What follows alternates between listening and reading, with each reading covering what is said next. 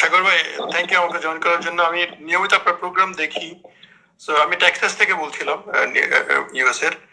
So আমার কাছে মনে হচ্ছে আপনার পুরাতন যারা রাজনৈতিক দল তারা নতুনদের নেতৃত্ব মানতে পারতেছে না। ওনাদের যে ভাষা, যে ল্যাঙ্গুয়েজ, এটা তো অকৃতজ্ঞতার মতো।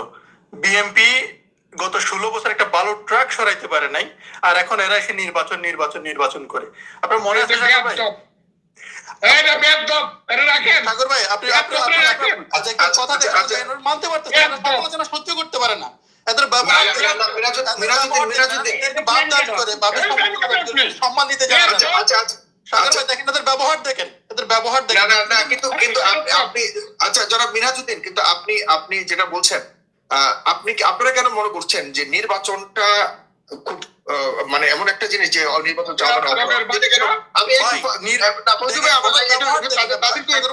জিজ্ঞাসা করি, নির্বাচনটা কেন মনে করেন টেক্সাসে ব্যবহার আপনার মনে আছে আওয়ামী লীগের সময় যে কাউয়া কাদের ছিল? বিএনপির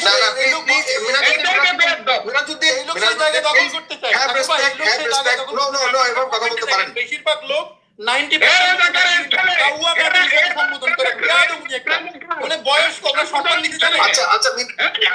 ছেলে দেখেন, ওনার ব্যবহার দেখেন। সাগর ভাই, আপনার অনুষ্ঠানে আপনি এ ধরনের ব্যবহার আলাও করেন কিভাবে? মানুষের ভাষা সহ্য করতে পারেন। আচ্ছা মিরাজউদ্দিন আচ্ছা ঠিক আছে, আমি একবার ব্যবহার দেখেন, ওনাদের আচরণ। এই অনুষ্ঠানটা গতকালকে বা গত পরশুদিন ফেস দ্য পিপলে হয়েছে। এটা বেশ আলোড়ন সৃষ্টি হয়ে গেছে। ফজলুর রহমান সাহেব এই ছেলেটাকে বেয়াদব বলছেন। আপনার বোধহয় সবগুলো কথা শোনেন নাই।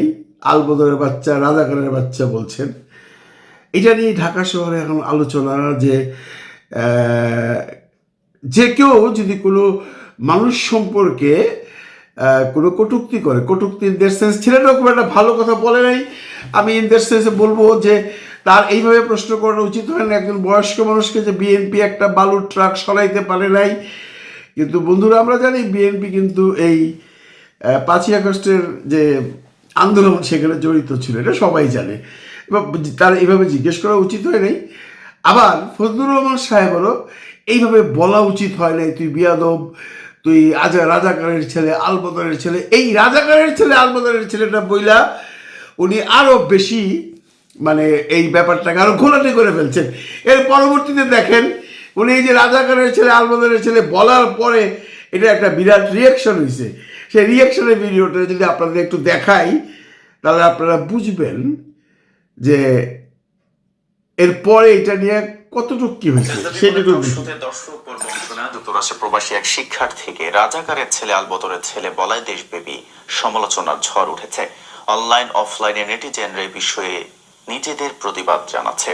প্রতিবাদের অংশ হিসেবে ঢাকার টিএসসির রাজু ভাস্কর্যে বিএনপি চেয়ারপারসনের উপদেষ্টা অ্যাডভোকেট ফজলুর রহমানের পুষ্পতলিকা দাহ করেছেন বিক্ষুব্ধ ছাত্র জনতা। গত মঙ্গলবার রাতে ফেস দ্য পিপলের নিয়মিত টক শোতে দর্শক পর্বে প্রশ্ন করার জন্য সুযোগ পান যুক্তরাষ্ট্র প্রবাসী মিরাজউদ্দিন। কথা প্রসঙ্গে তিনি বলেন, বিএনপি গত 16 বছরে একটা বালুর ট্রাক সরাতে পারে নাই, আর এখন তারা এসে নির্বাচন করে। ওই শিক্ষার্থীর কথা শুনে বিএনপি নেতা অ্যাডভোকেট ফজলুর রহমান মিরাজকে রাজাকারের ছেলে, আলবদরের ছেলে বলে সম্বোধন করেন।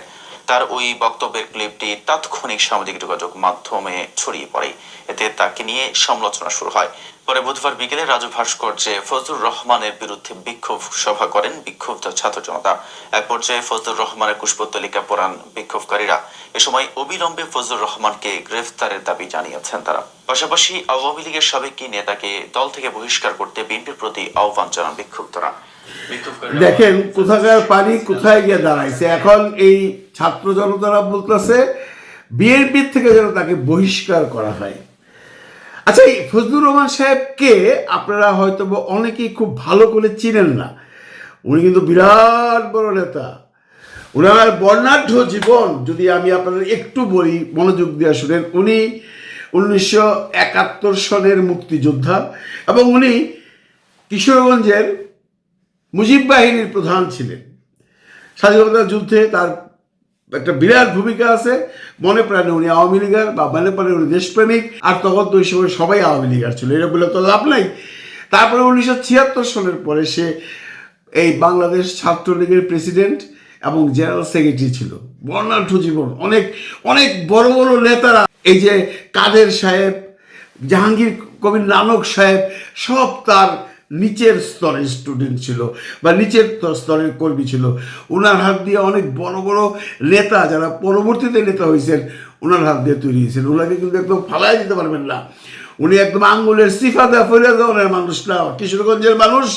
এবং উনি টপ করেছে আপনার কি আব্দুল হামিদের সাথে। উনি এমপিও ছিলেন। উনি প্রথম এমপি ছিলেন 1986 সালে কিশোরগঞ্জ 3, আপনাদের মনে আছে কিনা, তৃতীয় জাতীয় সংসদ নির্বাচনে উনি আওয়ামী লীগ থেকে নির্বাচিত হয়েছিলেন এমপি হিসেবে কিশোরগঞ্জ 3 থেকে। পরবর্তীতে উনি 1991 সালে এমপিতে দাঁড়াইছিলেন, পাশ করছেন।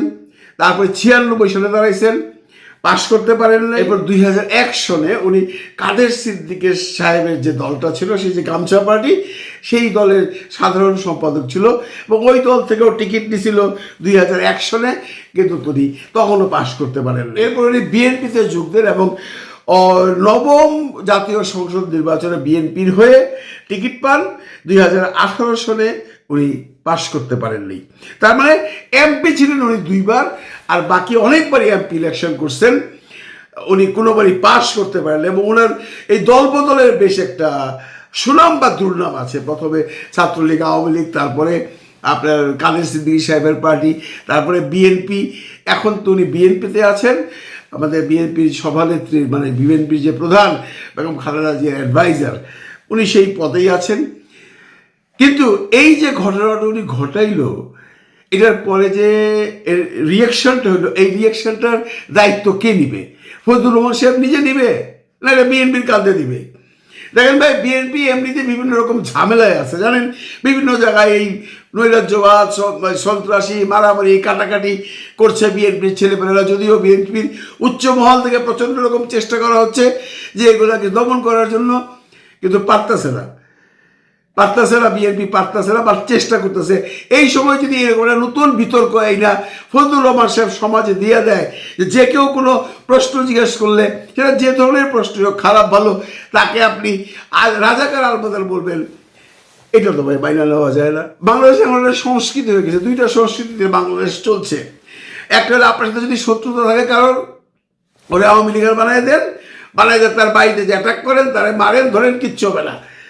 আরেকটা হইল ছাত্ররা যদি কোনো বিরোধী দলের কোনো কথা বলে, তারে আপনারা বলে দেন রাজাকারের বাচ্চা। যে রাজাকারের বাচ্চা বলে তো শেখ হাসিনা কি পরিণত হয়েছে আপনারা সবাই জানেন। এখন এই যে ফজলুর রহমান সাহেব এইভাবে যে কথাবার্তা বলেন, বিভিন্ন টক শোতে যে উনি যেভাবে কথাবার্তা বলেন, উনি হয়তো বা ভাবেন না যে আমি যে কথাটা বললাম সেটার রিয়াকশনটা কি। Every action has reaction, isn't it? আছে তো।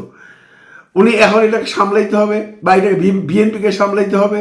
কারণ সত্যি কথা কি, ফজলুর রহমান সাহেব মুক্তিযোদ্ধা হোক, ছাত্রলীগের হোক, আওয়ামী লীগের হোক, বর্তমানে তো উনি বিএনপির দায়িত্ব বা দায়ভার তো বিএনপির উপর দেয়। বিএনপির বিভিন্ন ঝামেলার মধ্যে নতুন একটা ঝামেলার সৃষ্টি হলো। আপনি ফজলুর রহমান সাহেবের এই বক্তব্যকে কিভাবে দেখছেন? ভালো থাকবেন সবাই, ভালো রাখবেন সবাইকে। খোদা হাফিজ।